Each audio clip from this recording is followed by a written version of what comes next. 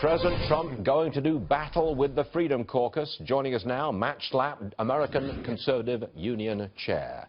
Is that a good negotiating strategy? Because some people say the president's attacking his own base. What say you?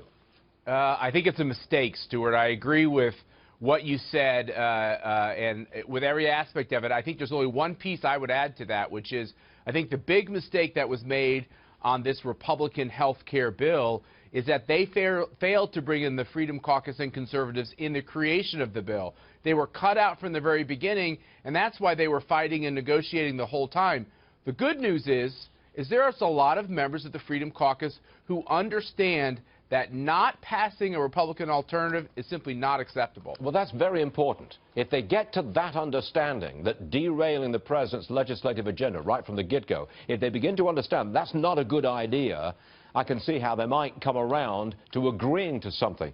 We had David McIntosh on the program much earlier this morning, just after 9 o'clock.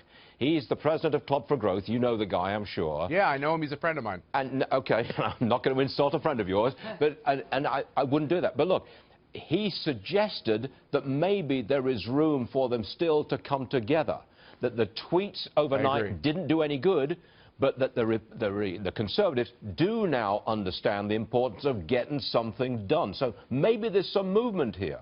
I think there is. Look, you have Ken Buck from Colorado, who's a hard-charging member of the Freedom Caucus, come out for this health care alternative. You've had Congressman Ted Poe, Brian Babin.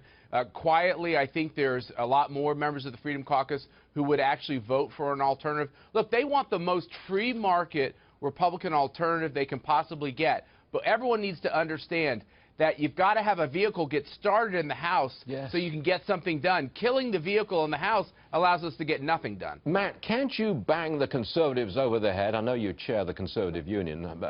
We're not doing the union part so well these days, Stuart. Well, no, that's very true. Yeah. Look, I personally, there's my opinion. I would rather have Obamacare light, if that's what you want to label it, than Obamacare full on, which we still got. And I would rather not see the president's legislative program derailed on day one. I want a deal, don't you? Yeah, and look at what that deal is. It includes a complete entitlement reform of the Medicaid program. It means all the taxes are gone. It means all the mandates are gone. This is more change that we've seen to health care than we've seen from a Republican perspective in decades. And so we have to understand, look, there is the art of the deal in all this, and legislation is about compromise and pushing it forward. It's simply political malpractice to go back to our supporters next election and saying, sorry, guys, we just couldn't get it done. That's not acceptable. Well said, Matt Schlapp. Well said indeed. Glad you're on the show. Thanks, Stuart. Give my best to the Freedom Caucus. Thanks very much. Okay. Bye-bye.